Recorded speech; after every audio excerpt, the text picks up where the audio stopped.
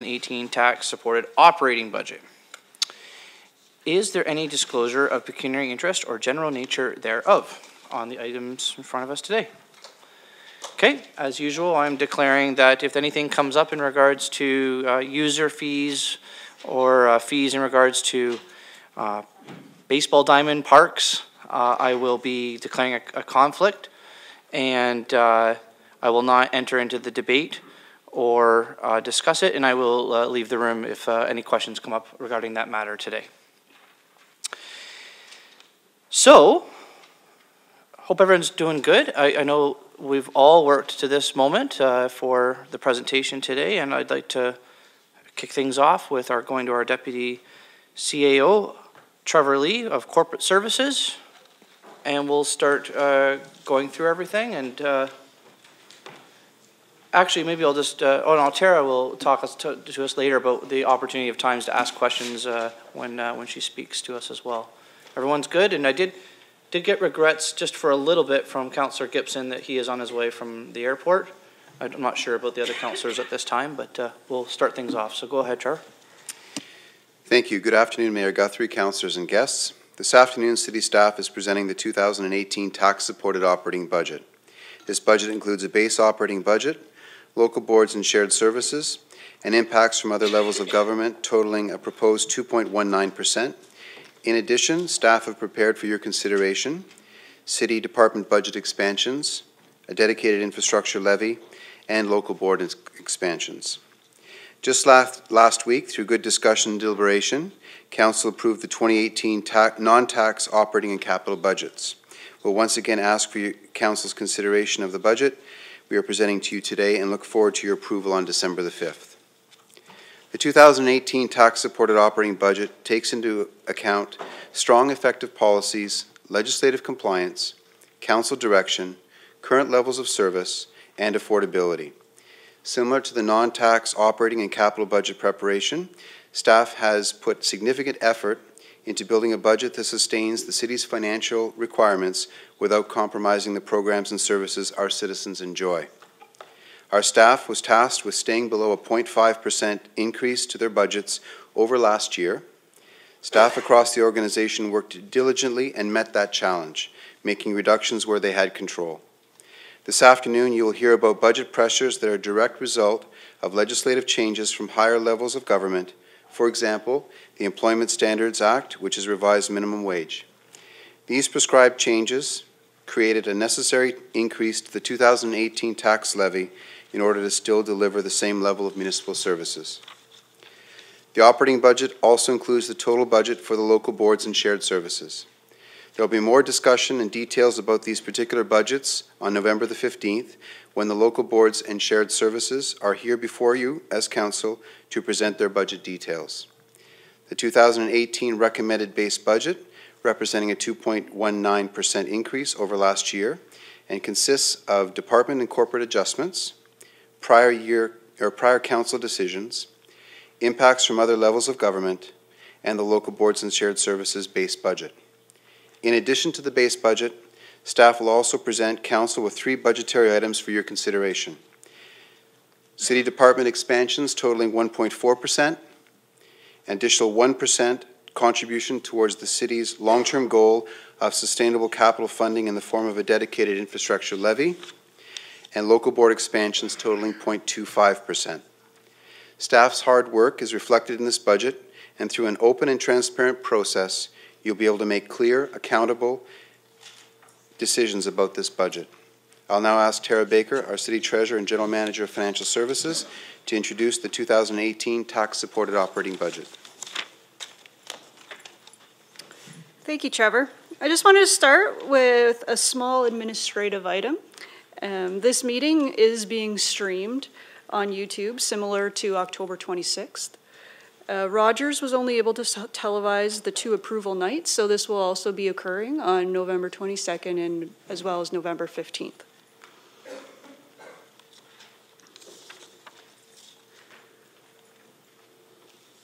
So to highlight where we are in the process and to remind Council of what is to come over the next month, this slide gives us the overview. We have now completed non-tax supported operating and the capital, tax and non-tax supported budgets. We are tonight presenting to you the tax-supported operating budget. And again, we'll be back on the November 15th for local boards and November 22nd for public delegations. And finally, council deliberation and decision on December 5th. The agenda for this afternoon is before you. In order to facilitate council in asking staff questions, we will pause after each speaker and open the floor for your questions. As we move through the presentation, we will also try to direct you to the appropriate tab in your budget binder. The presentation does follow along sequentially with the information before you. I will begin tonight's formal presentation with an overview of building the operating budget. From here, we will then move into the service area presentations by each of the mayor, CAO, and the deputy CAOs leading the conversation through their budgets. I will then come back and speak about the general and capital financing assumptions before reviewing the final 2018 recommended base operating budget. In addition to staff's recommendation, there are also additional budget requests that are being asked by council to consider. Tonight, we will be reviewing two of these considerations: the city expansion packages, as well as the dedicated infrastructure levy. Following this, the final consideration will then be presented on November 15th by our local boards. Following this, each of the mayor and the executive team will be back to present their service area expansions, and again, pausing for council questions throughout. Finally, Keely Dedman, the city's chief engineer, will present the dedicated infrastructure levy information at the end of the evening.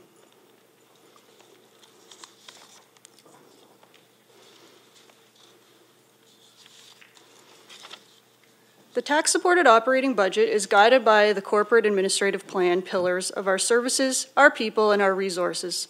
The budget before you recognizes and puts resources towards these priorities, including excellence in customer service, continuing the service review program, investment in developing dynamic leadership, asset management, and the long-term financial plan. These are corporate priorities that will make a difference to our citizens and business community.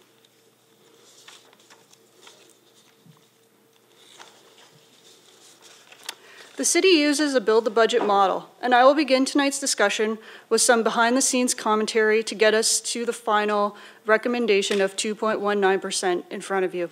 Given the complexity and size of the organization, in order to make this process successful, our department leaders are provided with a base budget target they must meet. For the 2018 budget, this amount was 0.5%, excluding compensation and corporate adjustments. In every circumstance, this means departments are required to find efficiencies in order to reduce costs, as well as to review revenue generation options to offset costs where possible. Every service area successfully met their 0.5% target for 2018. As part of this 0.5% target, departments are required to build their overtime, learning and development, consulting, and temporary staffing budgets from zero to ensure that an extra level of due diligence in these areas is expected, and because that these are not expected to be consistent budgets year over year. The executive members formally approve these parts of the budget prior to them being uploaded into the system.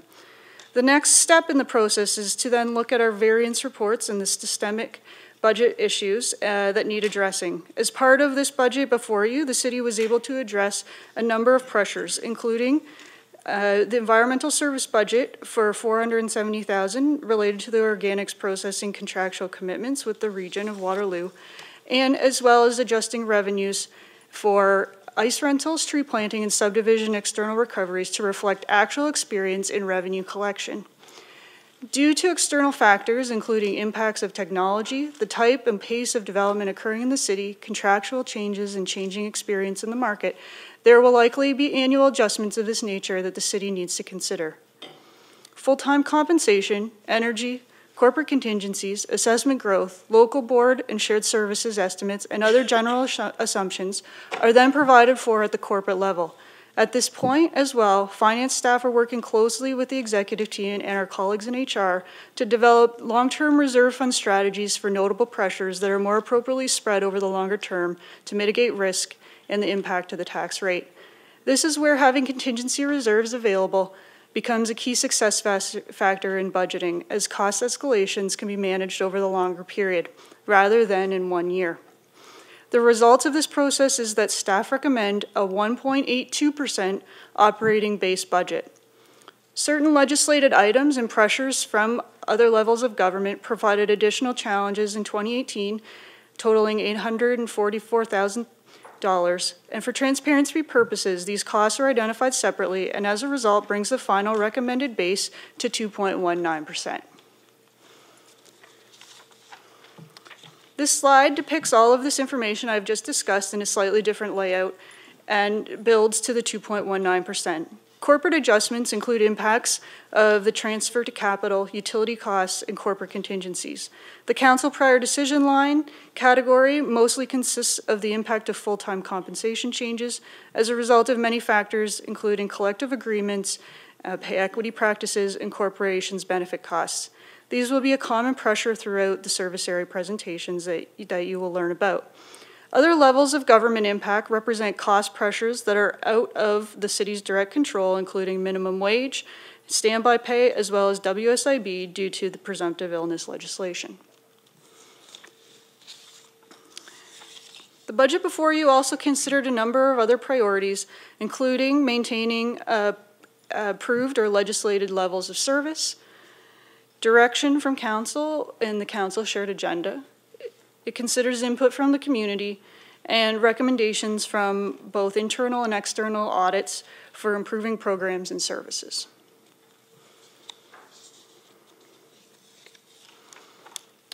The recommended budget before you also includes reductions, the most significant being the vacancy rebate program, which committee considered and supported just on Monday of this week. Further, the city has maintained the budgeting practice of gapping, which is an annual reduction that assumes savings through a certain level of vacancy in the organization. Departments were also required to make reductions and find efficiencies to meet their 0.5% target, and further reductions would mean a reduction in service for the community. This slide serves to remind Council of the tax levy increase year over year for the past 5 years. The ET recommended budget is considerably lower than all past 5 years at the 2.19%. The distribution of tax dollars of $233 million goes 66.3% towards municipal services and 33.7% towards local boards and shared services. Today's presentation will be focused solely on the blue area, the municipal services. On November 15th, we'll be back to talk about the rest of the pie that make up the 33.7%. So of the tax dollars that are allocated for municipal services, in order of magnitude, public services is the most significant with just over 50% of this funding, followed by general and capital financing needs at 20%, our infrastructure development and enterprise at 16%, corporate services approximately 8%, office of the CAO at 3%, and finally the mayor and council at just under 1%.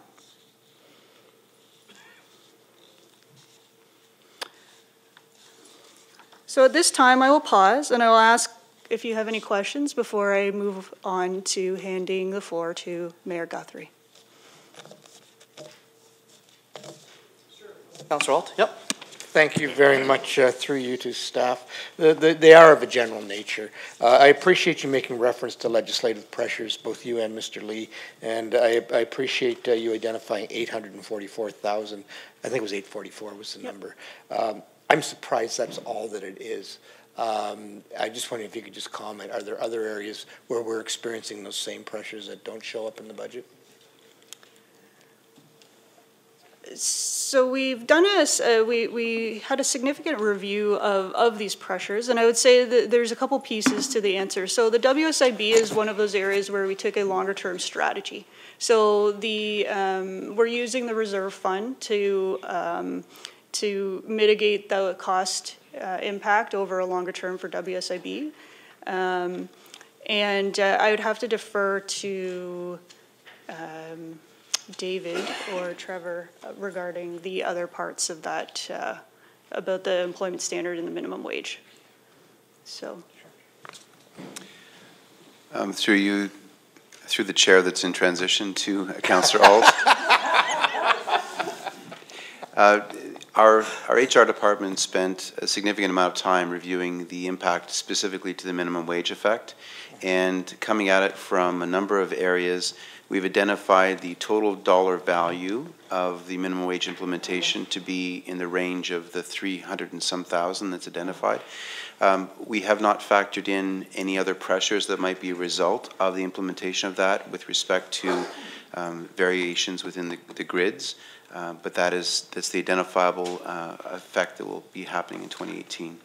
And again, through the chair, the effect of the further implementation of this legislation will have another effect in 2019 for council's awareness. And actually, thank you for that last point. I appreciate that it ain't over till it's over.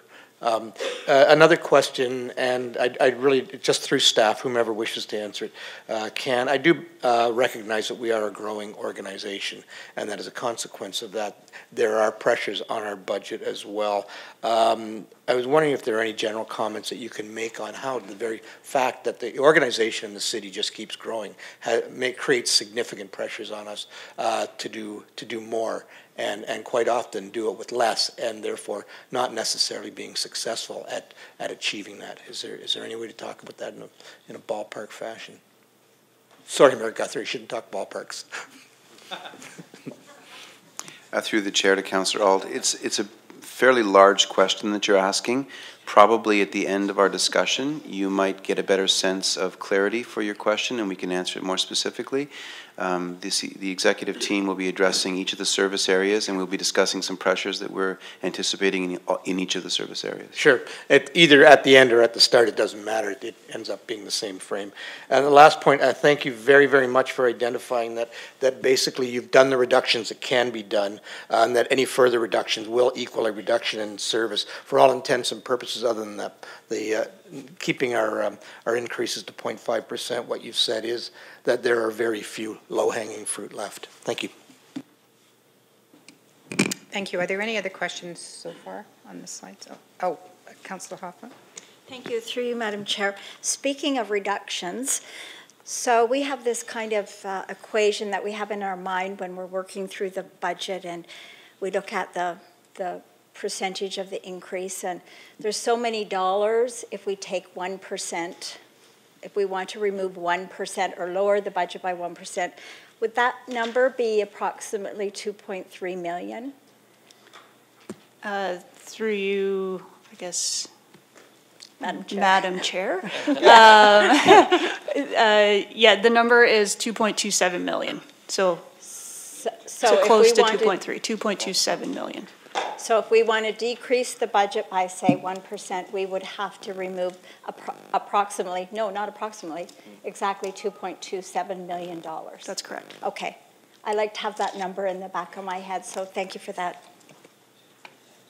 Okay, thank you. Councillor Wetstein. Thank you, Madam Chair. On slide 11, it's similar to the question that Councillor Hoffman asked. The comparative numbers for years 2013 to 2017, those are all inclusive, right? They include expansions and the infrastructure levy, and which actually is only applied to 2017. So that is the total number, if I'm understanding this correctly. That is correct. Right. So so the 2.19 isn't a direct comparison at this point.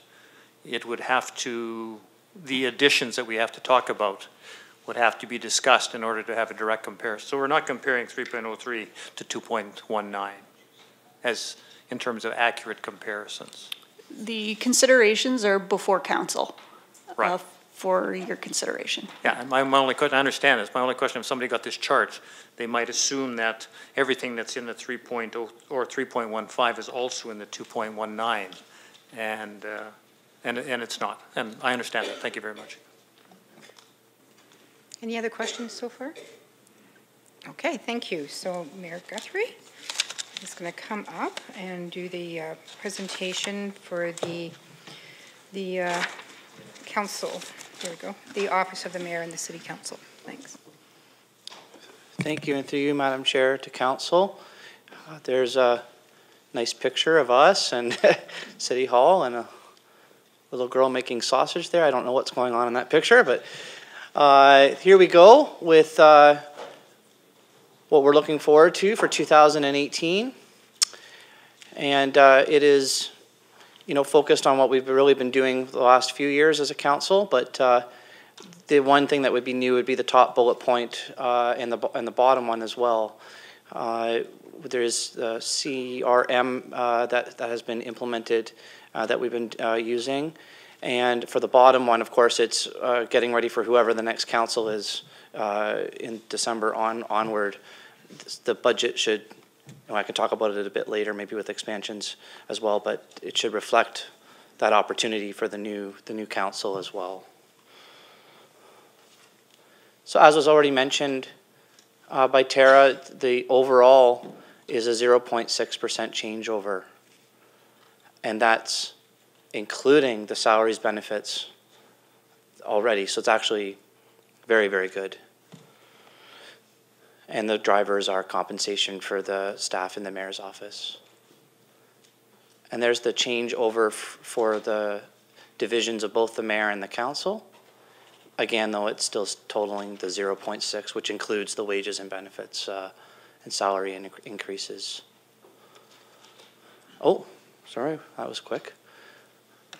I've already sent an email out to everybody a few weeks ago, and also clarity emails over the last couple of days. I want to thank Betsy for her work, not just for the mayor, but obviously for all of us, and Kate as well. And if there's any questions in regards to it, I'll be happy to try to answer it. Okay, Councillor Hoffman. Yes. Thank you, Madam Chair, to the Mayor. So, Mayor Guthrie, last year we removed $9,050 from the budget from our council development, yes. Well, I guess professional development and yes. training. Yeah. This year it's being, well, the budget's requesting us to return that. Yeah. Did you want to speak to why we need to do that, thinking about the future council? Yeah. Well, actually, Madam Chair, through you to the, Councillor Hoffman, if you don't mind, I actually wouldn't mind talking specifically about that when I come back up when we're talking about the expansions. So we're going to go through each department right now and not talk about the expansions, and then all of us are going to come back up again and we're going to talk about expansion requests, which one of them is the one that you've just identified. Would it be okay if I just held that question until that part? Absolutely, I've made a note of it. Thank you. Okay, thanks. Okay, thank you. Are there any other questions of the mayor? Thank you very much. Again, I'd like to thank Betsy and Kate and Ron as well for all your help in this. Appreciate it.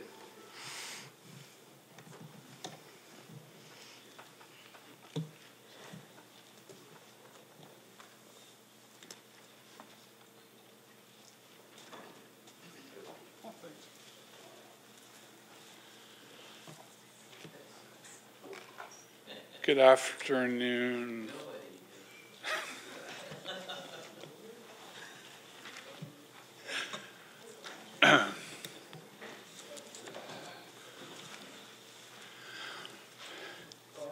Oh, thank you. Good afternoon, Mr. Mayor and members of council. It is my pleasure today to present to you the budget of the Office of the CEO. As you know, as the Chief Administrative Officer for the city, I am appointed by City Council to oversee the day-to-day work of the organization. But as you know, there's no way that I could do that work alone. And the 4 departments that form this office support me in my role and help drive service delivery to our community. The strategies, innovation, and intergovernmental service creates and implements corporate-wide strategy, policy, and programs to help the organization to innovate, improve, and meet its corporate and service area goals. Our legal, realty, and risk service offers strategic legal advice and guidance to City Council and our city departments. This team also ensures accountability and transparency and protects the city's assets and manages corporate risk and provides realty services.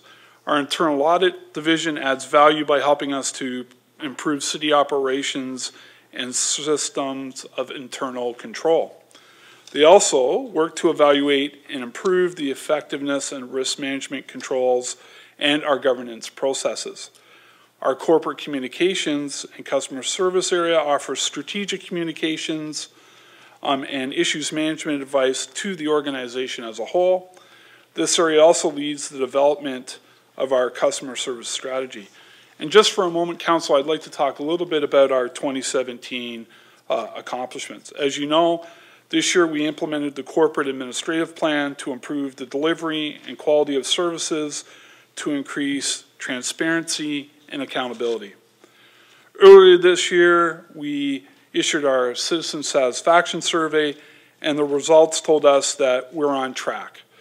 Over 88% of the citizens said that they are satisfied with the delivery of city services. We also launched our digital dashboard, as we call it, The Count.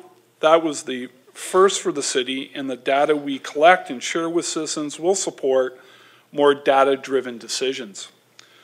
With our customer service strategy underway, we are working to make the citizen experience better, regardless of how people choose to interact with our city.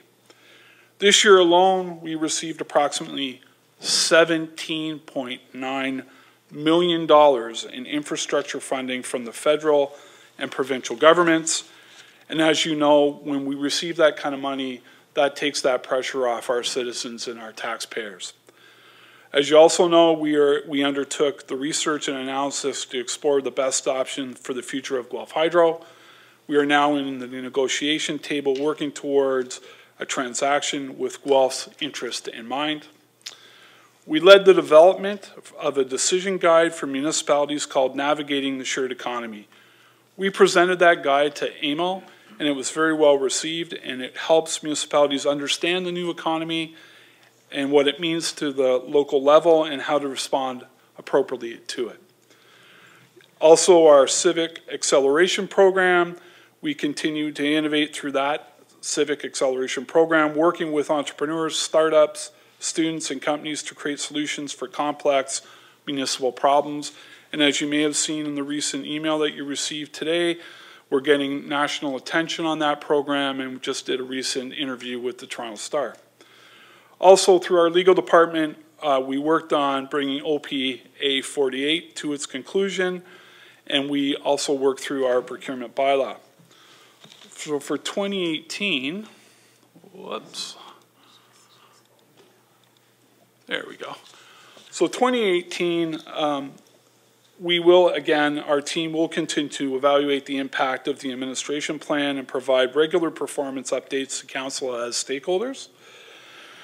Reporting on the city's performance remains a focus for 2018 for us. As part of our city's accountability and performance management framework, we continue to look at the dashboard and streamline those services of our annual reports.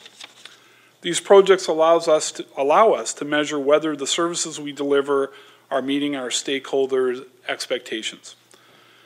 We will have great success and continue to inspire, innovate through our improvement network and with our community partners through our Civic Accelerator. Through GMHI, we will continue to ensure that we realize the value of our hydro assets.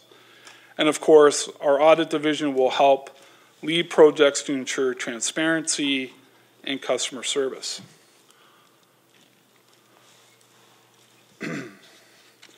Speaking of customer service, we will begin to roll out our customer service framework in 2018. We will continue to develop our leadership programs, and we will continue to find ways to increase leadership opportunities for our employees. Through our government relations, we will build strong relationships with all levels of government, and we will continue to reinforce those bonds and build new connections. In 2018, we will engage our citizens and our businesses as we develop the community plan. We'll listen to what our citizens have to say about how they want to shape their city over the next 10 to 20 years. We will continue to work on the Toronto-Waterloo corridor. Guelph has an important role to play in this corridor as a recognized leader of innovation, and as we are working closely with our community partners to profile our role. Infrastructure will continue to seek provincial and federal infrastructure funding opportunities as we strive to reduce that impact on the taxpayer, and we certainly expect the bilateral agreements to be signed shortly, and we're looking forward to that opportunity to receive more provincial and federal funding for the citizens of Guelph. Through tools, initiatives, and best practices, we will look at the proactive risk management measures for our corporation. And of course, we'll always look at technology. Our new software to implement our corporate contract management system is about to be implemented, and we're very excited about this tool as well. Our service area is a small one, but mighty. Our areas are primarily driven by compensation. As you can see, for this year, we had a 8.5% decrease in the overall CEO budget, primarily driven by a reorg moving Service Guelph from corporate communications to corporate services, and realigning, as Tara Baker said earlier, about realigning our history on our expenditures as it relates to our insurance claim history, and that also allowed us to reduce the budget by another $100,000. So the total 2018 budget increase for the CEO's office is 1.1%. And on that, Mr. Mayor, I'd be happy to hand it back to you and answer any questions that council may have. Sure, thank you to the CAO. And is there any questions on this department? Seeing none, thank you very much.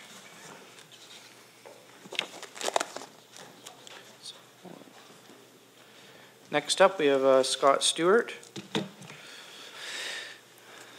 Over to you, Scott. Okay, thank you very much, Mr. Mayor, and good afternoon, members of council, and of course, Guelph citizens and city staff in the audience. As the Deputy CEO of the Infrastructure Development and Enterprise Area, or IDE for short, I'm certainly very proud to work with and lead the following 6 departments within the service area, and they include Business Development and Enterprise Services, the Corporate Project Management Office, Engineering and Capital Infrastructure Services, Environmental Services, Facilities Management, and Planning and Urban Design and Building Services. And budget time offers an important opportunity to share our service area's accomplishments. It's difficult to succinctly summarize a year's worth of our team's outstanding work. However, I'll try to share a brief list of our public services that we're proud of an IDE. In July, we shared with you that we're continuously improving and building partnerships with a variety of stakeholders that include developers, builders, and businesses. Our team's Get to Yes approach is built on great service, advice, and tools that make it easy to do business with City Hall and ultimately invest in Guelph. You'll hear me share this message again and again, as this is a long-term service area-wide pledge.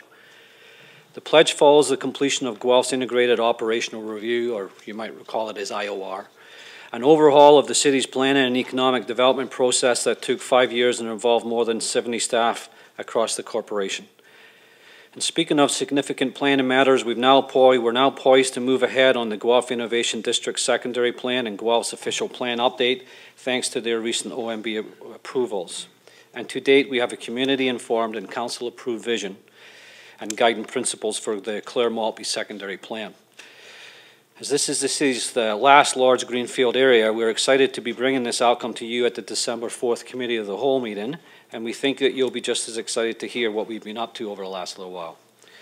Further, both cultural and natural heritage action plans are underway, and the first 2 volumes of the Urban Design Manual are now publicly available. This year, Council also approved the Guelph Affordable Housing Strategy and Affordable Housing Financial Incentives Program. We've also modernized our approach and aligned our zoning regulations with Guelph's vision for downtown as established through the Downtown Secondary Plan. As a result, fewer development proposals need zone changes as part of the approval process, and of course that equals time, and that ultimately equals money for all. The corporation now has an asset management plan and a policy that outlines how this city will ensure its assets and services offer maximum value to our community, which of course was endorsed by Council this past spring. Interdepartmental collaboration led by our corporate energy in our new climate change office is contributing to a more consistent utility budgeting across the organization and a greater tax avoidance opportunity year over year, where we're seeing some decreases, but tax avoidance in some areas of the corporation's total utility bill. And I think that's an exciting place for us to be. This, I think, is an exciting new beginning. The city's energy efficiency initiatives have played a key role in decreasing some of these dollars, or keeping them within reason of what you've got on your agenda today. Another great example of interdepartmental collaboration this year is the well-loved renovation at Vic Road Recreation Centre. Staff and Facilities Management, Recreation, and Corporate Management Office worked hard to modernize this outdated facility and improve accessibility. Ms. Colleen Clark will speak to the items in further detail in her presentation. We're also enhanced the accessibility features that are now front and center at our newly renovated central train station. And through this rental, we also restored the station's heritage features to its former glory. And speaking of rentals, the $34 million project at the police headquarters has made great progress this year and remains within budget and on time. And let me just say that one more time, it remains within budget and on time. Through the Corporate Project Management Office, the city has developed new standards reflecting Deloitte's recommendation to you, and we've rolled out a toolkit to ensure consistent project management rigor and risk identification across all of our projects. New this year, Solid Waste Resources is the first service to undergo a full business service review using the city's business service review framework. This review is looking to make sure we offer the most efficient, effective, and financially sustainable waste services for the city and our community. And related to this efficiency of our waste services, the team successfully changed waste collection routes for over 6,000 households to more evenly distribute the number in each collection area and ultimately better accommodate Guelph's recent and future growth. We now have Council's support to secure proposals for the Baker Street redevelopment, including the library, to fully realize the economic and social potential of the desirable downtown property, and through your leadership, the redevelopment of 200 Beverly Street, or formerly Imico Properties, continues to be a priority for us and our partners.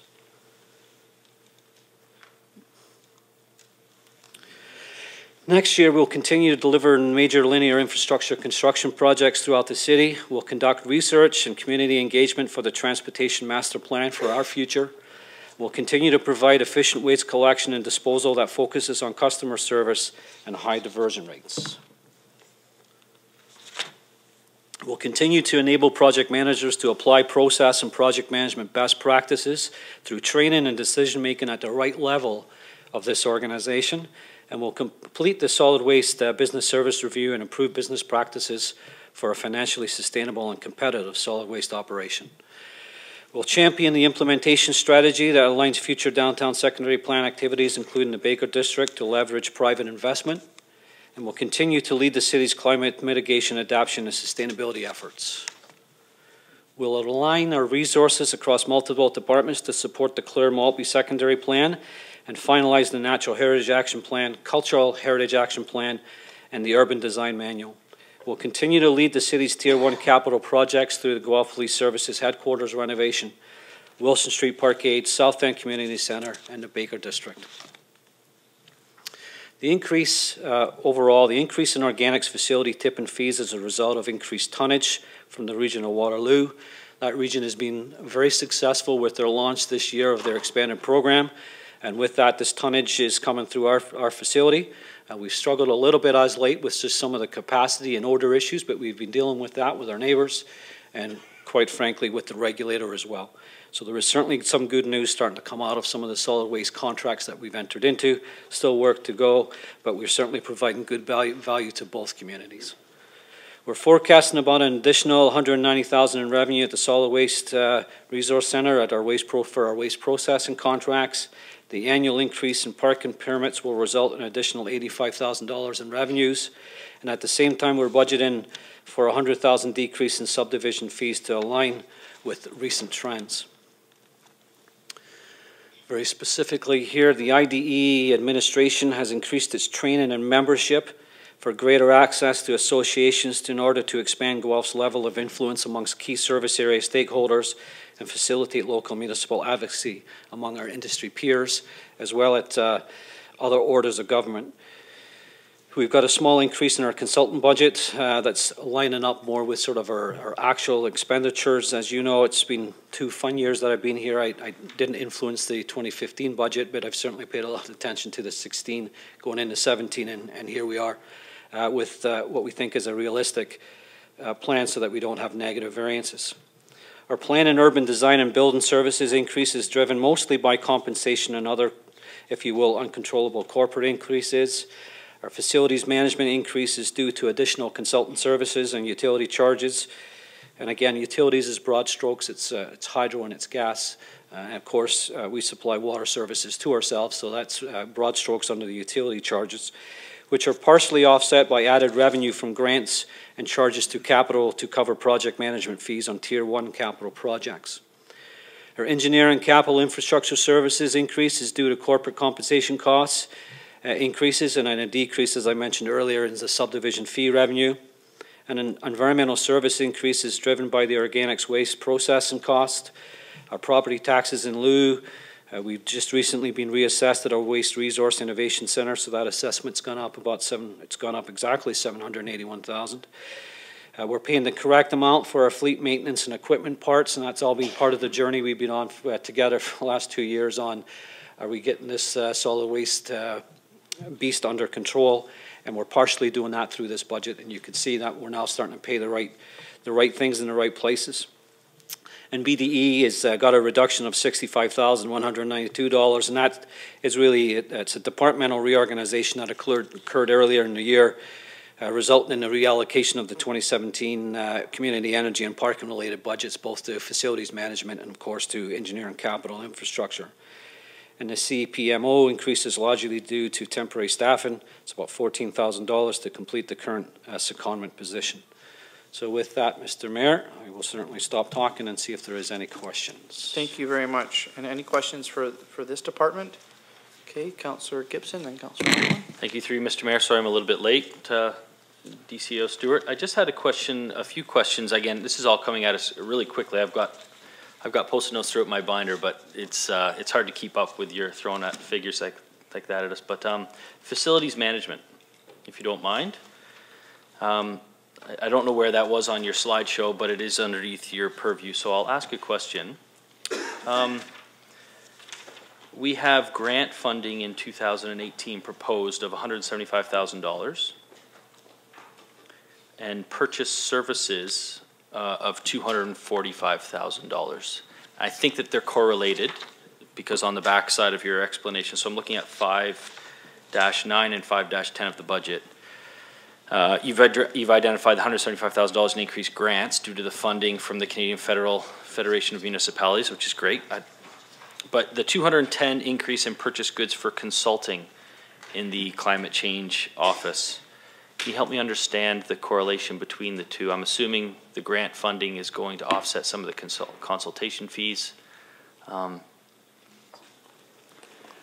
So I can answer, well, maybe if Mario's coming down, but the revenue, the $175,000, is offsetting $175,000 of consulting costs as well. So there's a net zero on the grant impact. Does that answer your question? Thank you. So the $175,000 is not offsetting staff time; it's offsetting outside service consultation time. Is that correct? So through you, Mr. Mayor, that is correct. And again, it's the 175 out of the 210, so it leaves the $230 or $35,000 difference. Okay, thank you very much. The last question I had was on environmental services, if you don't mind. So again, I'm looking at purchase goods and purchase services. Sorry, it's 5-15 of your budget binder under tab 5. And it's just, again, I'm coming back to purchase goods and services at our environmental waste, under our waste division. You talked about increased revenues, which was great, but you also talked about some pretty significant increases in our expenses. I was wondering if you could expand, for my understanding, the increase in purchase goods and purchase services of purchase goods, $168,000 proposed for 2018, and purchase services, $280,000. I only asked that just because I'd like to get that framed around our service review and what that looks like inside while we're trying to deal with this file. So, Mr. Mayor, we're just making sure we've got the right detail to that, so you'll just have to bear with us for about 20 seconds here so that we can get the appropriate answer for you.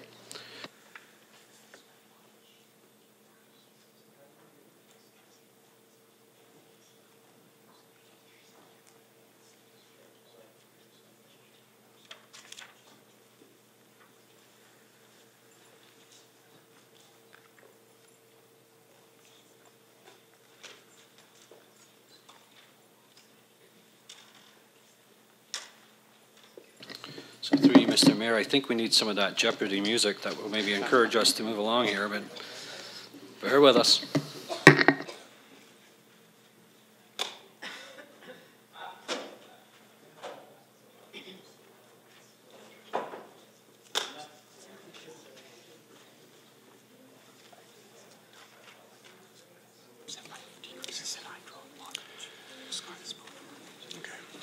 Through your worship to Councillor Gibson, the increase in purchased goods and purchased services is primarily related to the tax increases that were spoken about earlier, as well as an adjustment for parts, so a true up of our actual parts to the actual spending amount, and then a decrease in hydro and water utility. So those are the main drivers in those two areas. Thank you. So through you, Mr. Mayor, just a question then. So we're correcting budgets to actuals, I think I'm hearing you say? Yes, that's correct. Okay, so the budgets to actuals, are we, again, just recollecting our service review and some of the things that we're dealing with there, are we, I'll take this question offline. That's fine. Thank you very much. Over to you, Councillor Hoffman. Yes, thank you. Through you, Mayor Guthrie.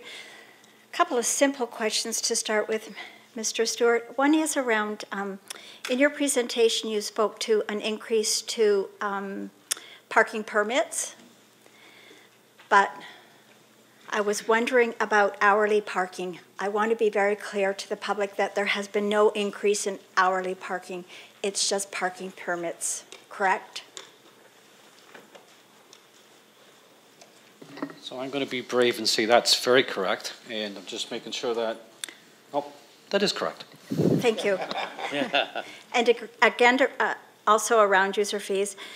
So I can't remember if it was last year or the year before, there was an increase to tipping fees, and there was a lot of confusion around tipping fees. So I just want you or your staff to provide some clarity around the yard waste has increased, as has the clean fill. And I mean, it's substantial. I think it's 6.7% or something, but that's going to happen as of January 1st, 2018. And I just want to ensure that we're going to be communicating that out to our constituents, because as you will recall, Mr. Walsh, you were responding to a lot of emails this time last year. Through your worship to Councillor Hoffman, that's correct. Yes, I do recall, and yes, we will communicate that much more effectively. Thank you. And then I have a very large question around affordable housing. So I'm just going to bear with me, Mayor Guthrie. It has to do, it overlaps with reserves, it overlaps with expansions, and it overlaps with what was being presented by Mr. Stewart. So shall I hold my question around that till the end when we're talking again about expansions? Yeah, if it's something like a new or you need clarity on something that you might want to propose. Well, I need clarity on all three. So one is, as I said, is coming from the reserves, one is coming from the presentation, and the other is coming from the budget. So, well, how about you ask the question, and then our staff will honestly say if now's the right time to answer it, or maybe later. Okay. I don't know until I kind of hear the question. Okay. So no harm.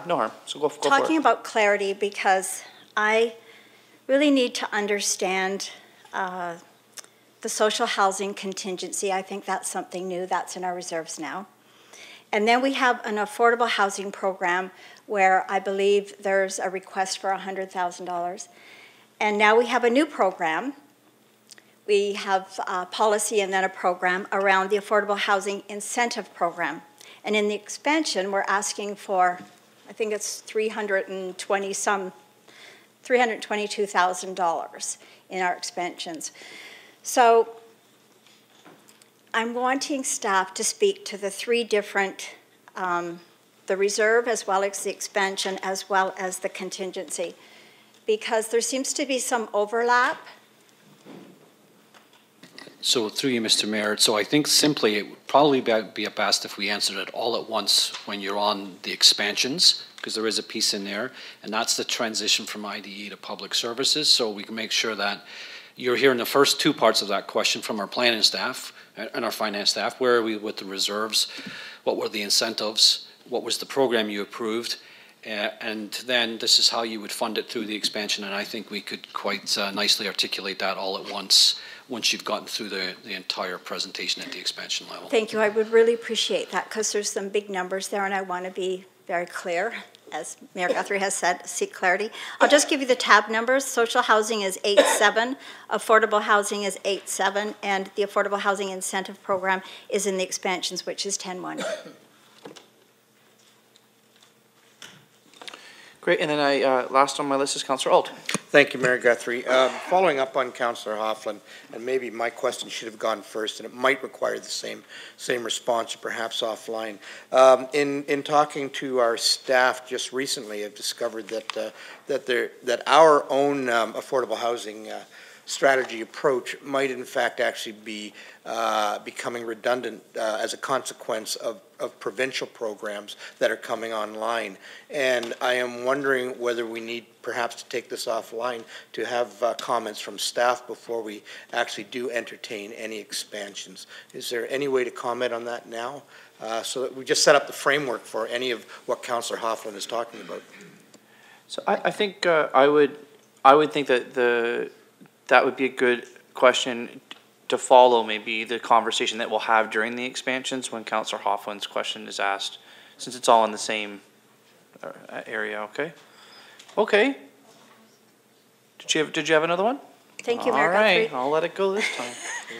I just remembered that is special event parking, Mr. Stewart, through you, Mayor Guthrie, is that under your preview or is that community services? I don't know who to ask my question to, and I'm wondering if special permits, special events, the parking has increased. So through you, Mr. Mayor, you're asking the right area, except the wrong fella, so I am going to ask Ms. Dedman to come down and deliver that answer.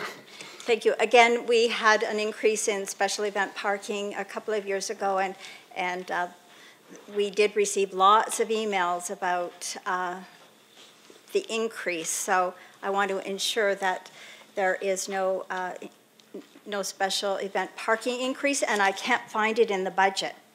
I can't find it in the user fees.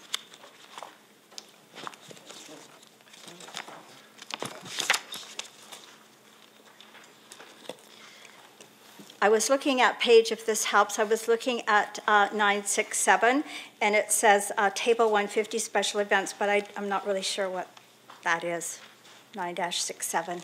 If you could help me, Ms. Dedman.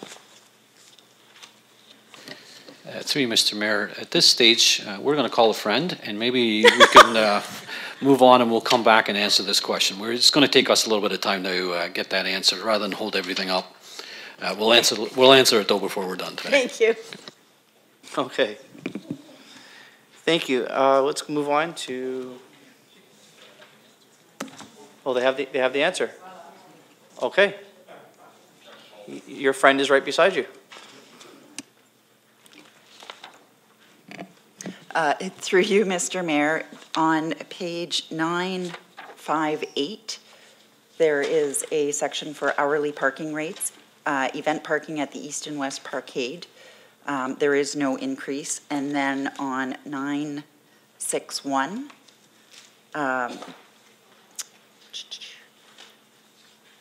did you say 961? It just goes from 58 to 61. Oh, okay, okay. So we believe it's on 961, and we can follow up with the whether or not there's an increase associated with that. And then you'll also check 967 where it says special events. Thank you. Okay. Let's move on then. Is it Colleen at your service area next? I believe so. Yep, Colleen Quack. We'll now go through public services. What am I clicking? There we go. Good afternoon, Mr. Mayor and members of council. It's a pleasure to be here on behalf of the Public Services team. Our Public Services team is comprised of 6 of the most outwardly facing departments here in the City of Guelph: Parks and Recreation, Transit, Fire, Paramedics, Culture, Tourism and Community Investment, and Operations. Public Services puts the citizens of Guelph first and on a daily basis adapts our services to meet the needs of the community. We had many accomplishments throughout 2017, and I'd like to take this opportunity to highlight just a few. Aligned with our corporate administrative plan, I'll start with our resources. Within culture, tourism, and community investment, we were pleased to commemorate both Canada's sesquicentennial and Guelph's 190th anniversary with community celebrations. In our fire services, we replaced the legacy digital radio system, which improved interoperability between fire, paramedics, public works, and our police units. We were also very pleased this summer to have our fire service be successfully reaccredited for the second time by the International Commission of Fire Accreditation. And within our operations department, we transferred the administration and enforcement of taxi licensing from Guelph Police Service to bylaw compliance security and licensing. Under our services, we implemented creative solutions through the Community Paramedicine Program to better meet the needs of vulnerable residents in the community while reducing the likelihood of emergency illnesses and injuries and the need for emergency intervention. Also under the leadership of our Guelph Wellington Paramedic Services team, we have taken a number of initiatives to respond to the opioid crisis within our community. This included meeting with the Medical Officer of Health for our area and Public Health to ensure the city has up-to-date information. Our paramedic chief participates in weekly teleconferences with the Ministry of Health to stay updated on the issue. And the city is considering ways and means of promoting artificial respiration training as a way of assisting members of the public in dealing with opioid and other overdoses and medical emergencies. And lastly, as mentioned by Mr. Stewart, we were extremely pleased to reopen the fully renovated Victoria Road Recreation Centre. Before and after the renovation, staff worked to ensure a smooth transition for our recreation users. During the renovation project, staff increased programming at other city recreation facilities to accommodate patrons who normally visited this location. The new Victoria Road Recreation Centre is an inviting, accessible, and secure community gathering space. It's a place for swim meets, hockey tournaments, and summer camps. It's a place where children and families can learn, discover, and get active. And finally, just to highlight one initiative under our people, as a service area, we've spearheaded the city's involvement in response to the upcoming legalization and regulation of marijuana in our community. There are a number of exciting initiatives planned for 2018 within public services, and while I can't mention them all, I'd like to highlight a few of those key initiatives. Starting again with our services, we're launching the Guelph Wellington Paramedic Service Master Plan that will guide our provision of this important service to the residents of Guelph and Wellington County over the coming 5 years. And you heard more about that earlier this week from our paramedic chief. We'll be engaging residents for input on new neighborhood parks designs and master planning of existing park amenities. We will also be developing an updated 2018 Parks and Recreation Department Master Plan that will provide a strategic roadmap for the department into the future. Staff will be commemorating the 100th year since the passing of Lieutenant Colonel John McCrae. And we're about to launch a service review of Guelph Transit Services with the assistance of our Corporate Project Management Office to ensure we are offering the right service at the right level. We'll also be updating the Transit Master Plan with the goal of designing transit-accessible neighborhoods and continuing the discussion around inter-regional transit. Lastly, and I know this is of particular interest for many, we'll be using technology to enhance the access provided to members of the community to our public works activities. And I'm very pleased to confirm that the Guelph Plow app will be launched on November the 15th so that people can see online the progress of our snowplows during winter control events. Launched on November 15th, not wishing for snow on November the 15th, to be clear. Shifting our focus to our people, we're developing a number of leadership and succession planning programs, including mentorship of potential future leaders, so that we are fostering a growing culture of collaboration, innovation, and service excellence. And lastly, we're excited to be creating an internal DZ driver training program so that we can provide this key certification in-house that is important to so many of our frontline staff. Moving to the category of our resources, our staff across multiple departments will continue to pursue all relevant local, provincial, and federal grant opportunities to improve and complement the current roster of services and facilities. We'll also be establishing sponsorship program guidelines to better enable us to seek out these important funding opportunities to enhance our programs and facilities.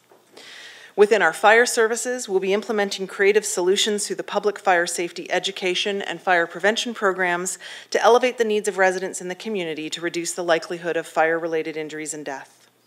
And lastly, within our transit services, we'll be developing a fare collection system and fare strategy to ensure we are modernizing systems to collect revenue and to ensure there is sufficient revenue generated from all fares to fund required service levels. The total budget increase for public services is 3.1%, and there are a number of key drivers. Two of the biggest drivers have already been mentioned by Finance earlier in the presentation, but bear noting again. Public Services has the highest number of staff in the corporation, with over 800 full-time staff and almost just as many part-time casual employees.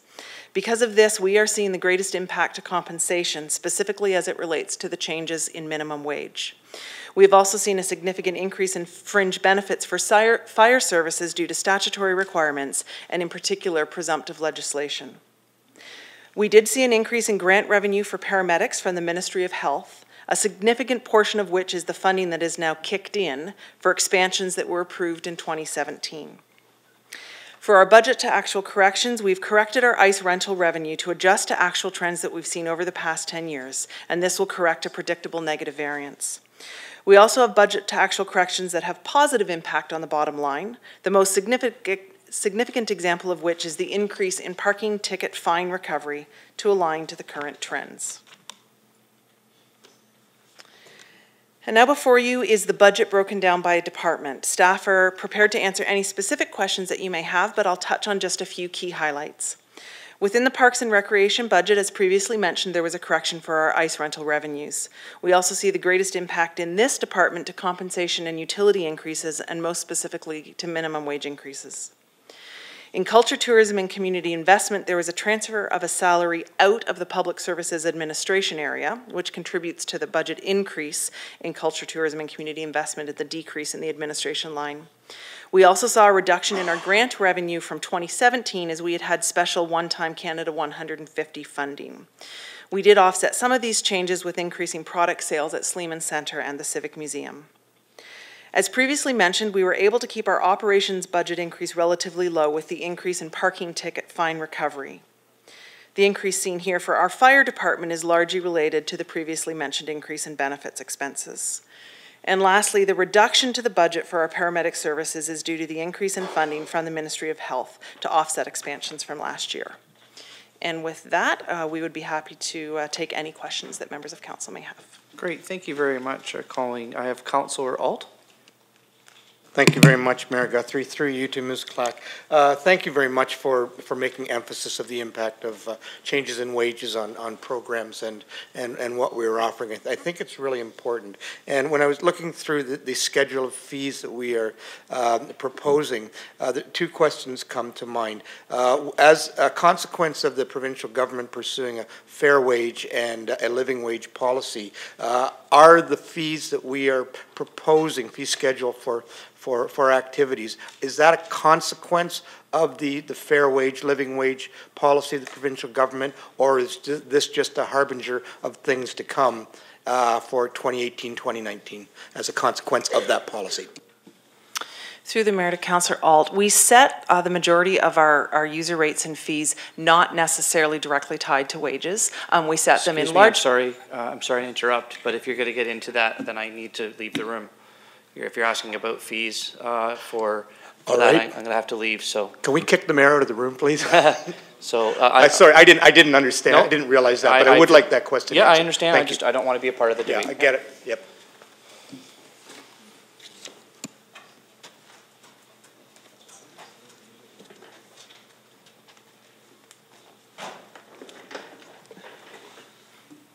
So through Chair Downer to Councillor Alt. We set our rates and fees generally more based on market demand and where we feel that, that we can price ourselves competitively with potentially other offerings in the community, where we think our users can bear costs. We certainly do across almost all of our programs, we are subsidizing what we charge. And so there isn't an automatic direct correlation. And so for the purposes of this budget, we generally set our rates and fees. We put increases where we felt that we could, where we could increase increase because we did see that the minimum wage was coming, but we do budget for those separately so that you can see them separately broken out. So it wasn't as simplistic as saying minimum wage is going up and therefore all of our other rates are going up. For example, again, with things like food and beverage, we can't increase the price on a muffin by a percentage basis or we'll end up charging an odd number. So we generally do our rates and fees more based on what we think is appropriate to the market and what we think the market can bear. That having been said, we certainly are conscious of the minimum wage increases and that we do need to reflect that. But no, we didn't directly pass along the entire minimum wage increase through our user rates and fees. Thank you very much. Great answer. And does anybody want to say anything about the mayor while he's out of the room? I'm done then. Okay. Could somebody retrieve the mayor? I'll carry on while we're doing this. Oh, you got a question about fees? Okay. Okay. Councillor Gibson, we'll go to that then. Okay. Thank you, through you, Chair Danner. So I do want to follow up on that line of questioning, if you don't mind. I have to ask the question, 2.2% base budget increase is what we're asking for, is what the staff have asked for. Yet I can't help but notice that most of our fees at our facilities don't reflect that increase. They reflect about a 1.5 to 2. Some of them are 1.9. Just being intellectually honest with our residents, we're increasing the subsidization of all of the activities at our facility, even by a micro percentage, but we're not keeping up with our base budget increase with reflective in user fees. So it's continuing to tip the scales onto the tax base and away from the ability for a user to use as they go. So through the chair to Councillor Gibson, certainly where we can push beyond, we have done that, but we do like to do it with a mind to what can the market bear. We've had experience in previous years where we did a larger percentage-based increase, and in fact then we saw a drop in usage, and in fact that's what you're seeing in the correction with the ICE rental revenue. A number of years ago we corrected our budget by increasing ICE rental rates more significantly than in fact the market could bear, and we saw a drop in usage. So it's a balancing act for our staff to find that we're passing it along as best we can to our users, but ultimately recognizing that we don't want to see a drop in the usage rates. And so we've tried to find that balance. Thank you. And one last question, a follow-up through you, Chair Downer. Do we ever do, maybe this is something council has to mandate or request a review, but do we ever do a review of the programs that we're offering? Like I noticed through here we're offering sewing classes and some origami and some cards classes, and is that something that, do we ever take a look at the enrollment numbers and wonder if we should still be in that business? Through the chair to Councillor Gibson, absolutely. That's something that staff do throughout public services, whether it's our recreation programs, the shows that we offer at River Run. We're constantly looking to see trends in the marketplace, where we think we should be shifting. If we're not seeing enrollment, and we need to shift into some new and more creative programming, and so that's the work that our staff do throughout the year. Thank you. I'm finished with the fees aspect, if that's okay. Okay, can I just go and check and make sure that if there's anybody else has any questions that might put the mayor in conflict about fees or things? Okay. Okay. Okay, Councillor Gibson, you had the floor. Councillor Gibson? You had the floor. Did you want to just, while the mayor's coming in, start asking your question? Sure, I'll continue if you don't mind. Chair Downer now, Mr. Mayor. Just questions of clarity, if you don't mind. Deputy CEO Clack, page 6.9 of our budget binders, I just want to dive into a little bit about just some of our more public administrative buildings, the museum, the River Run Center, Sleeman Center, and things like that. So in the table 25, you talk about product sales. Again, I'm trying to find some clarity here. So in 2016 to 2017, we had an increase. We budgeted for an increase in product sales of about $80,000. Clarity, were we expecting that to come from, was that a budget to actuals correction, or were we expecting that to come from certain events that we were holding, that we were just going to be simply selling more? I only ask that because if it was a budget to actuals correction, is that reflected in your 2018 request as well?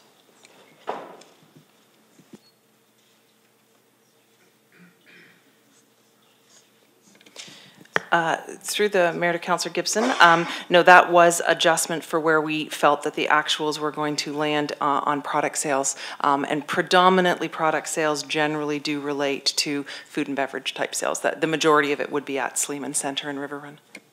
Thank you. So through you, Mr. Mayor, so I'm assuming the increase that you're anticipating, we didn't take as bold a step in 2018, but we're expecting about $20,000 more in sales. Is that reflected in an increase in events? Are we, I mean, I know that we just made the announcement about the basketball, but is that something that we anticipate having? Through the Mayor to Councillor Gibson, yes, we do anticipate the increase. Part of the challenge is that so much of the success in this line item is dependent on how the Guelph Storm are doing, because so much of this is tied to the Sleeman Centre. And so we try to predict in conjunction with them, but at this point, based on what we're seeing for the trends in 2017, that's what we felt was a reasonable prediction for 2018. There can be swings, particularly things like playoff games can make a big impact on this line item. If we were, for example, to get to the playoffs in 2018, then we would see a significant positive variance in this line item. Would someone like to put a motion down that the Storm win the Memorial Cup? Any seconder for that one? Thank you. Through you, Mr. Mayor, I'll just jump to page 6-13, going into Guelph Transit now.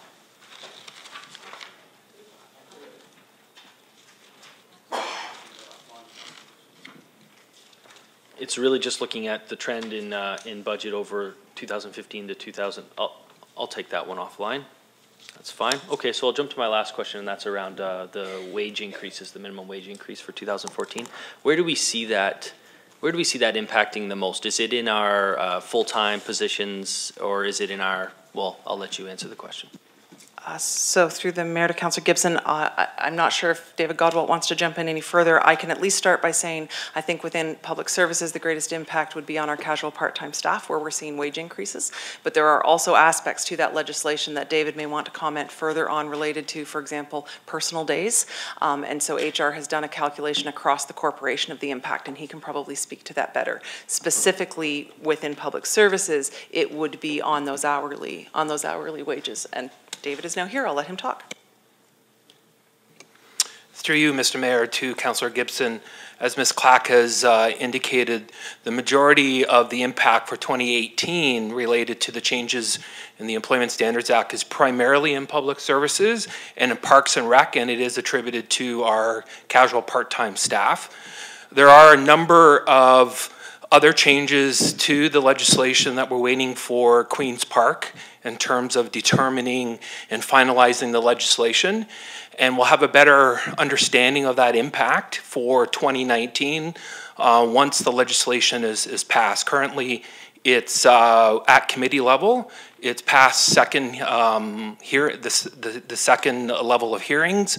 And right now, they're going through a consultation with employers and with the employee-related interested parties in the province, and they'll be finalizing the legislation by the end of the year.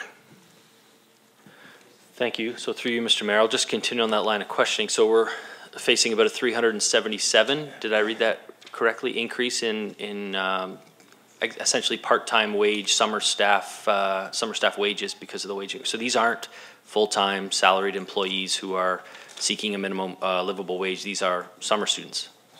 Through you, Mr. Mayor, that is correct. Okay, thank you. So it's safe to say it'll cost us about 33% more next year to cut grass, water lawns, weed flowers, things like that in the city? That's a political question, but you can answer it if you feel like it.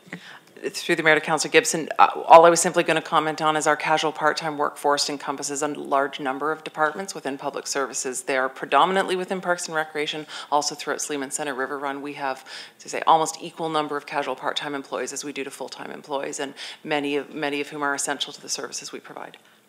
So another question I have is that when you're talking about a $400,000 increase in our operating budget in 1 year due to forces unbeknownst to us, it's a sudden hit.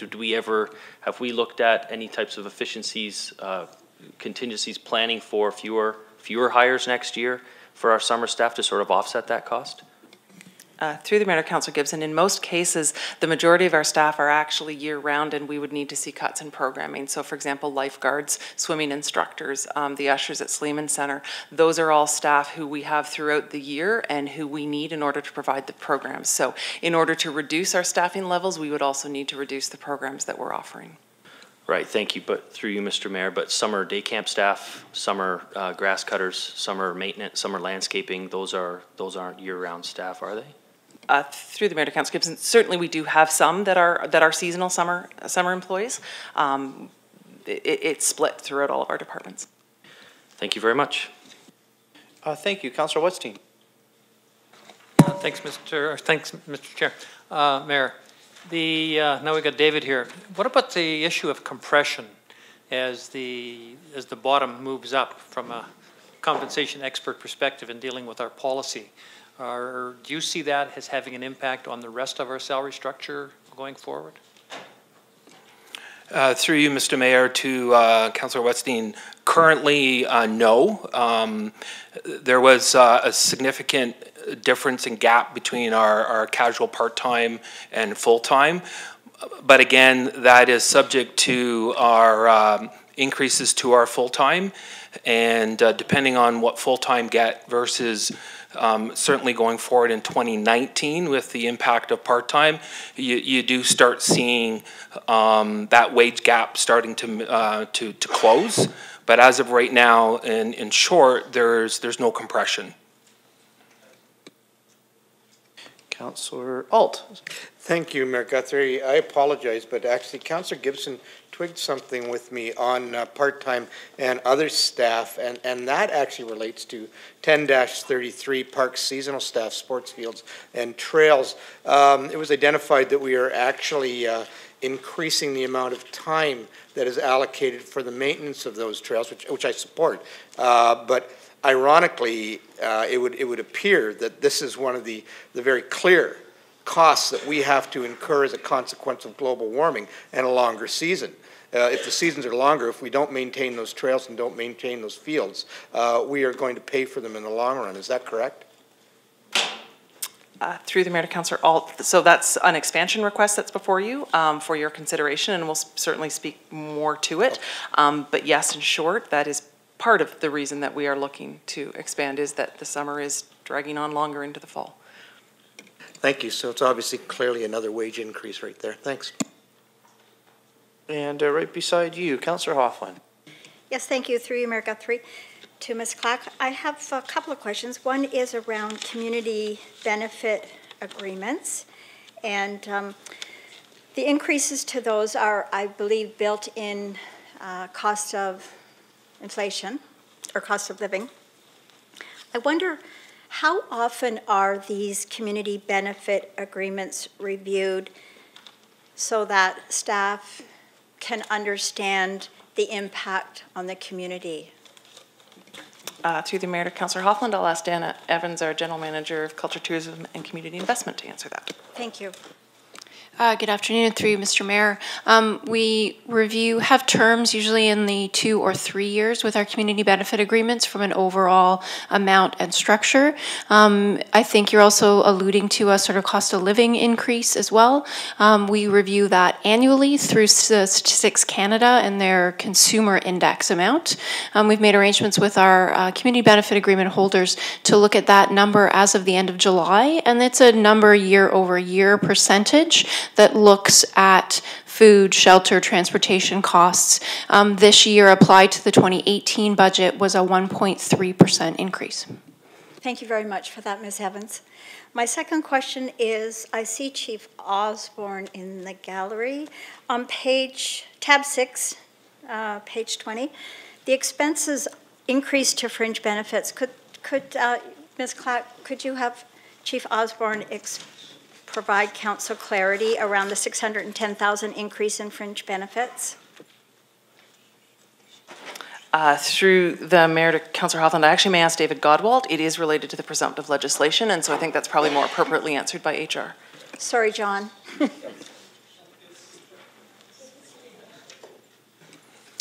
Through you, Mr. Mayor, to Councillor Hoffland, that increase is, as Ms. Clack has alluded to, is tied directly to the presumptive legislation related to firefighters who, under this legislation, over time end up with different cancers. It also covers firefighters in the line of duty that have within a 24-hour period a heart attack. And so under the legislation, there is an automatic payment of benefits. And so what you're seeing there is a cost and benefits related to that. And that number continues to grow over time. And it definitely is a budget pressure, not only for Guelph, but across the province of Ontario for most municipalities that have fire. So thank you for that, David. So is that in the expansions, or is that something that is put into our annualized budget? Through you, Mr. Mayor, it's in base. It's not part of the expansion. Because it's legislated. Okay, thank you. Correct. Thanks, Councillor Hoffman. Back over to finish us off here, Councillor Gibson. Yes, thank you, through Mr. Mayor. I'll stay with the fire if you don't mind. Chief, perhaps I can ask you, or I could ask staff. It's just a question of clarity on purchase services. Again, I keep coming back to this line item in most budgets. Page 6-19, just tracking purchase services within our fire department over 2 years. 2016, our purchase services was about $731,000, and then fast forward to this year, it's upwards of almost $1 million now. So it's seen an increase in about $270,000 in 2 years. Just for clarity, I just want to know what's driving that. I know that you've articulated a little bit professional consulting and dry cleaning, $90,000 increase, but I just wanted to know what are the main drivers of that spike. I'm trying to separate that from the salaries, wages, and benefits, just strictly to services that you're purchasing. So through the Mayor to Councillor Gibson, certainly of the $147,000 increase that you're seeing, the majority of it would be that the professional consulting and the increase in dry cleaning. We can get you a breakdown of the additional amount if you'd like. In terms of the 2016 to 2017, we'd have to come back to you, and we can post that on the budget message board. That's fine. I only caught my eye because the professional consulting and dry cleaning services amount to 90, but I just wondered what the other 70,000 was for. That's a question of clarity.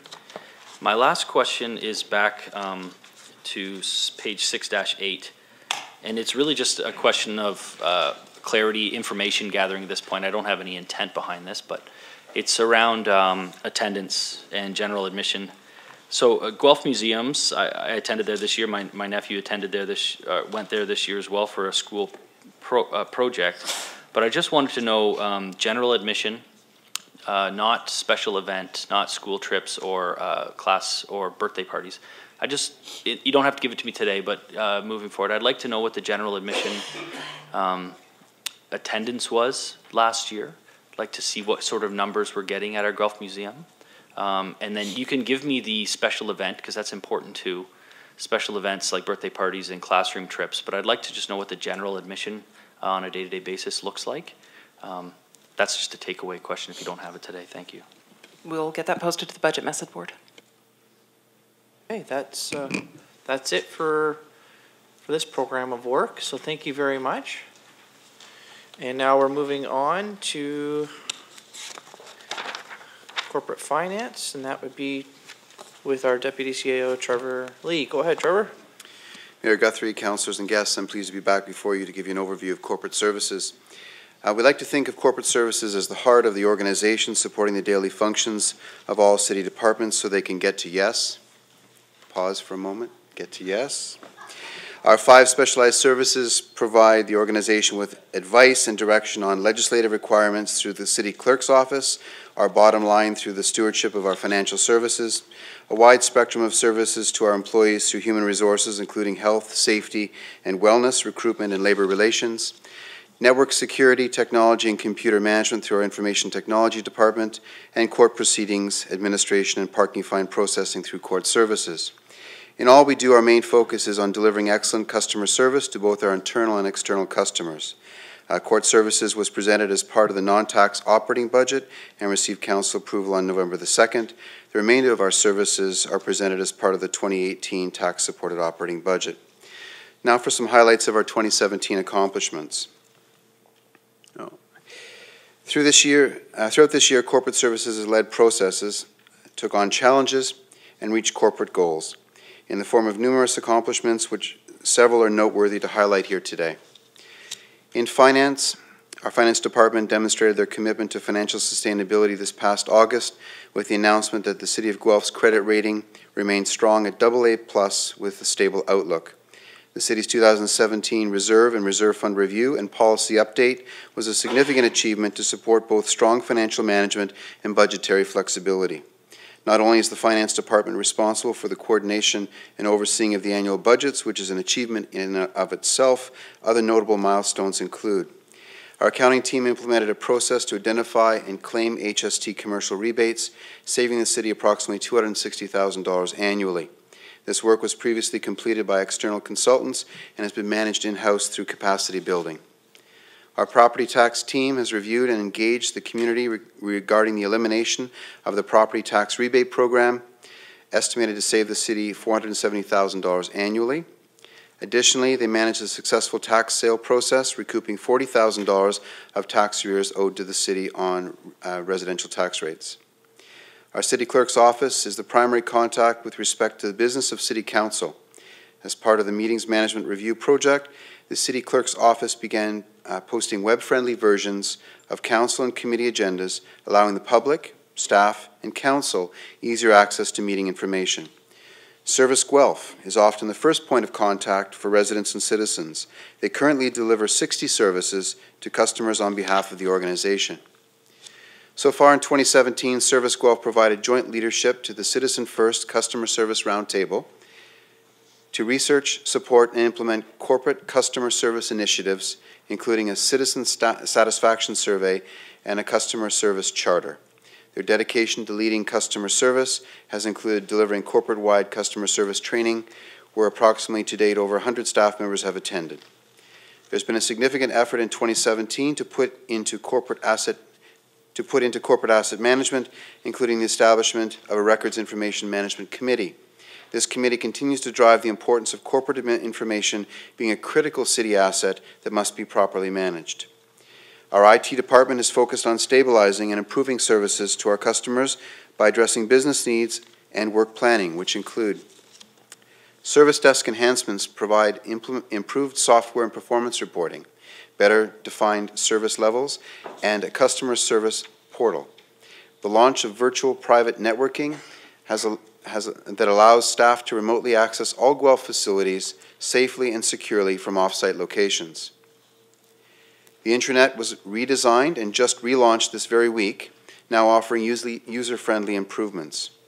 And the Amanda software used by building services has been upgraded with a public portal to improve collaboration with the development community.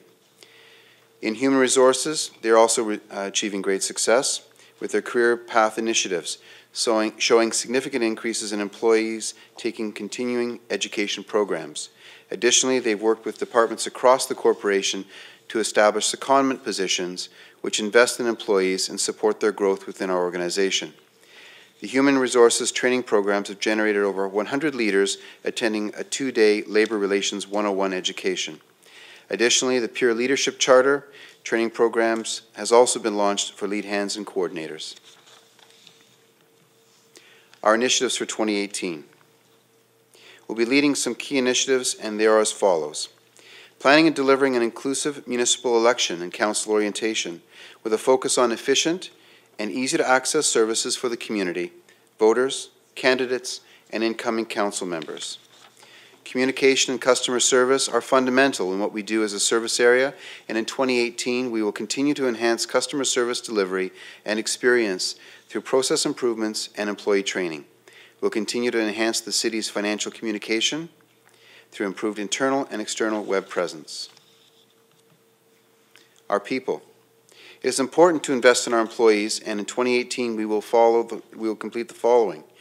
Continue to implement the city's talent blueprint, leadership and engagement programs that all focus on priorities and actions required to have engaged, diverse, high-performing, and innovative employees.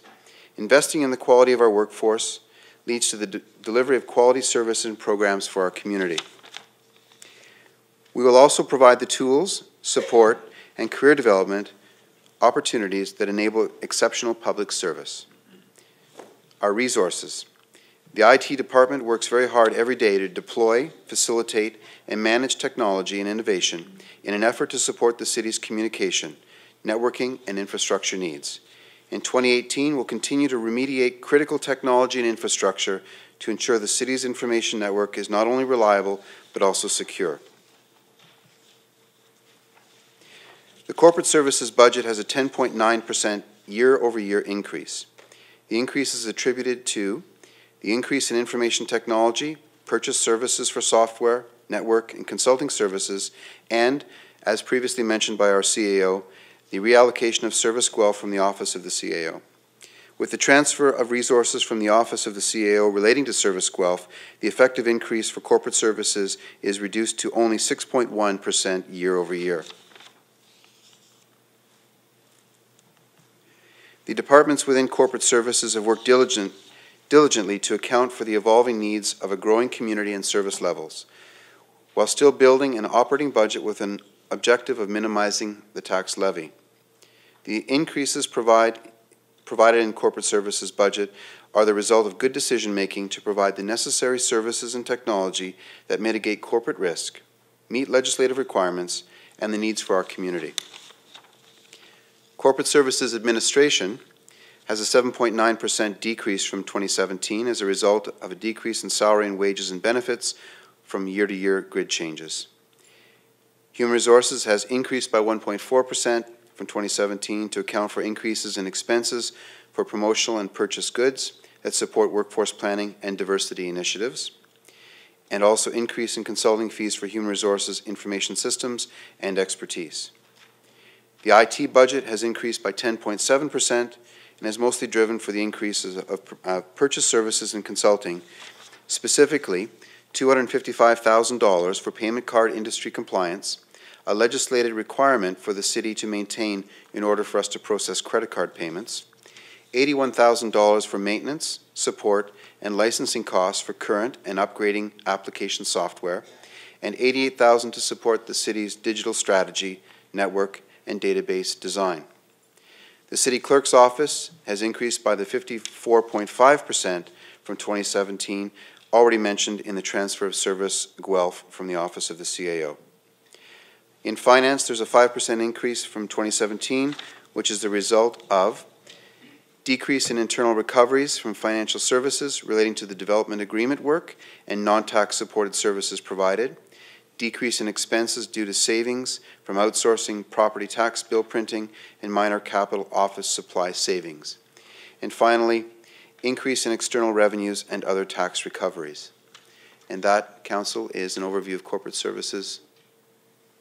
Okay, well, thank you very much. And is there any questions on this one? Oh, Councillor McKinnon? Thank you, through Mr. Mayor.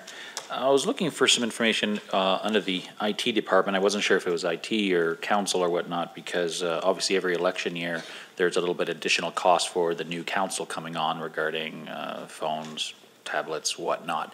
Is that just considered part of the base, or would there be an increased cost every 4 years to deal with that? Through you, Mr. Mayor, it's in the base. We carry that as part of our capital lifecycle program. Great, thank you very much. Councillor Gibson. Thank you, through Mr. Mayor. Thanks very much for that presentation. I just have a question. Again, I'm going to come back to the comments about the PCI DSS compliance. Page 7-8 in your binders, if you want to flip to it, through you, Mr. Mayor. So last year I noted this in my discussion with the executive team, the increase in budget for purchase services within the information technologies division. So it was almost $300,000 last year was the increase in purchase services, and it looks like that's going to be more than that this year, $424,000. So again, $700,000 over 2 years increase to purchase services while we are adding people. My question is specifically around the PCI DSS compliance. That's not a new cost for us. I mean, we've been PCI DSS compliance for quite some time, have we not? Through you, Mr. Mayor, We have in the past. We were very diligent in looking at the requirements around this initiative, and certainly PCI compliance is more front and center due to the massive amount of breaches that are occurring. So we retained a third party who did a detailed sort of analysis, and we were not in compliance. And so these costs are really attributed to licensing hardware and software that we own to ensure that we meet that compliancy. Thank you.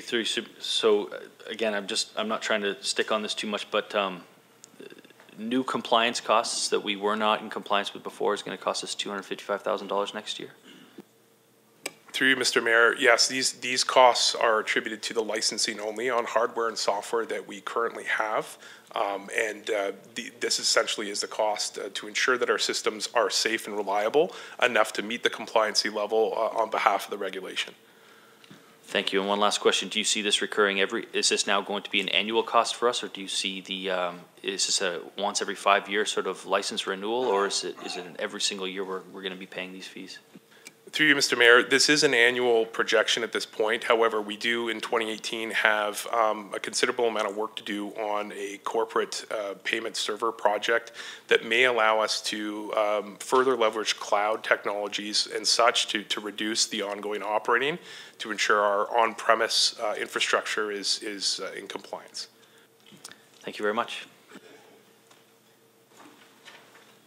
I had Councillor Hoffman. Yes, please go ahead. Through you, Mayor Guthrie. My question was also about the $255,000, whether it was an annual expense, but who legislates that? Through you, Mr. Mayor, it's a regime on behalf of the financial institutions. So essentially, they defer to this consortium that regulates it to ensure that those organizations that are issuing payments based on the financial industries are in compliance, to ensure that really the legislation or the regulation is about securing personal information. And because of the high number of breaches that are occurring, there's a lot more attention paid to this now, and so it's being pushed forward. Thank you. And thank you very much for your presentation.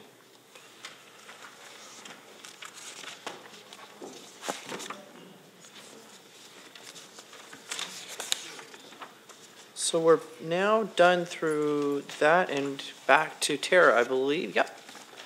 For the general and capital financing. And so a quick overview and then we'll get into expansions.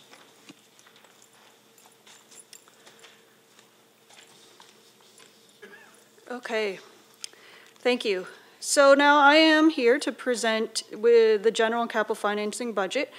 For this presentation, I would like you to flip to tab 8 in your binders because I am going to be referring to some of these figures, and it just helped to follow along. So I'm very excited to lead this discussion at this time. I am hopeful that this presentation will clarify my comments from last week at the capital budget approval night. And the reason why my preference was to separate the conversation of the approval of the capital budgets from the transfer from operating to capital. If you can all turn to page 8-4 in your binders, the figures on the screen, and I refer to that page. The most significant budget in this whole general section is the transfer of operating funds to the capital reserves.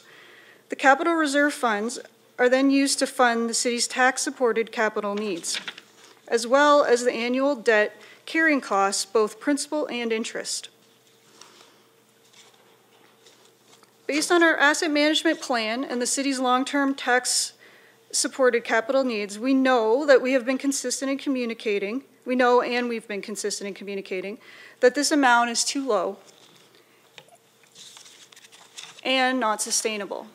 We will revisit that part of the conversation later as part of the dedicated levy conversation.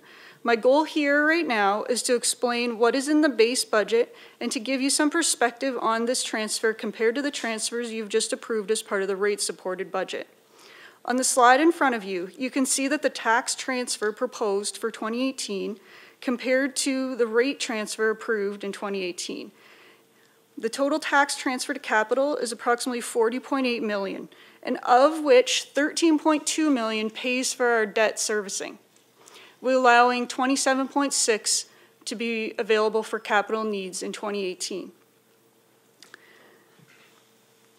I just wanted to highlight here, again, the impact of issuing more debt. The more debt we issue, the more we have to service, and the more this reduces the amount available for capital. So this is the depiction of that, which I hope does provide some clarity. The total tax impact for this capital financing is only 30 million, which is 1.23 million more than 2018. And so this is, or sorry, than 2017, and that's on page 8.4. So the bottom line, the 30 million transfer is 1.23 million more than 2017. This investment maintains the city's capital contribution at 13.49% of prior year's net tax levy. And this is a best practice to maintain our capital investment at what we had approved it in the past. In order to mitigate this tax levy impact, the increase in the dividend from Guelph Hydro, 400,000, was used to directly reduce the capital impact to the taxpayer. In addition to the capital financing, the general expenditure budget, the city has also increased by $1 million since 2017, which consists of the city's contingency for collective agreements under negotiation, which is then offset by savings projected from the elimination of property tax vacancy rebate program. Further, the city has also increased revenue from taxation related to processes including arrears interest, which is then offset by an increase in property tax write-off as a result of the ARB hearings. It's important for the allowance for write-offs to increase with the increase in property tax rates to ensure an appropriate contingency is maintained. The final budget included in the general and capital financing section are those for the city's tax increment-based grant program, which is increased by $250,000 for brownfield, heritage, and downtown property redevelopment. This is a long-term strategy and a program approved by council that is already contractually committed.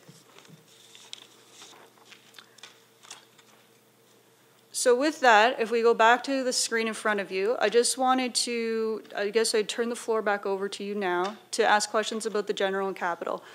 Before I do so, I did want to just revisit this chart.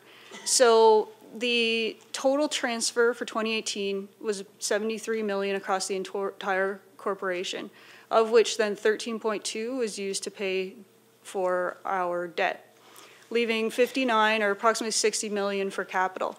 And so if you do recall, you've just approved a $90 million capital budget. The difference between that is that we have other sources of funding, including development charges, the grant revenue that our CAO referred to earlier that we've been successful in securing. And those other revenue streams then do make these transfers and this revenue go farther.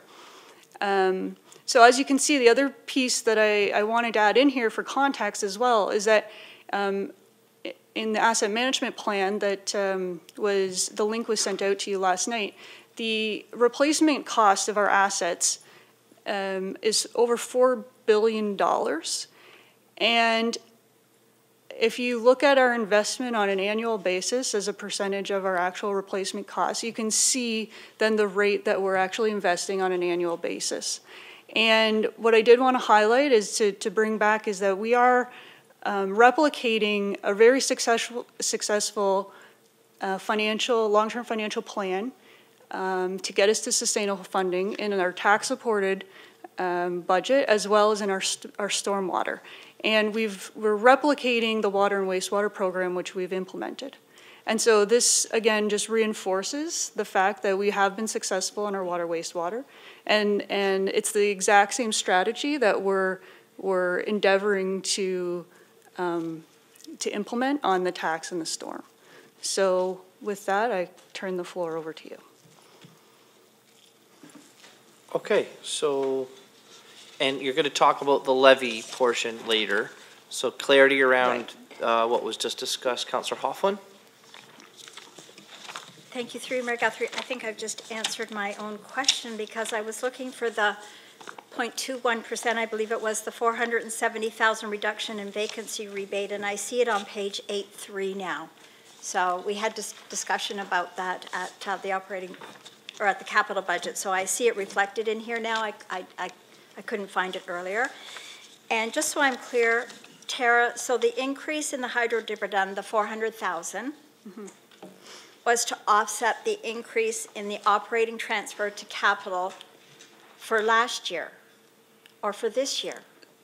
So through you, Mr. Mayor, it's for this year. So if you will remember last year, the capital, there was a one-time hydro dividend that you approved to be transferred to the capital reserve funds last year. That was not used to reduce the tax rate last year because at that point it was considered one time. So this year we've now confirmed that it's ongoing, and we've included it in as a reduction to the tax rate because we're comfortable that it's going to be an ongoing revenue stream. Thank you for that clarity. Can I just do a follow-up on that then? Sorry, so so you've included an extra 400,000 in to impact this year's, the 2018 budget, and you put it where? I'm sorry. So we put it in this general financing section because of, so it's not in the capital financing business unit, and that's the reason why you're not seeing it. It's on the general revenue business unit as a total. As a total, it's netted in, but I did want to highlight that we've included the 400,000 to reduce as a direct offset. The strategy there is to reduce the impact on the capital that the capital had in the base. As if it was tax supported. That's right. Well, it's reducing the tax needs, the impact on the tax base. Yeah. Yeah. Okay. Okay. Well, thank you. Councillor Gibson. Yes, thank you through you, Mr. Mayor. Thanks very much for this clarity. It's good. Although it's causing more questions, that's all. But it's bringing some good clarity to the picture. So I focused on 13.49% last week at the budget, and I'm just wondering,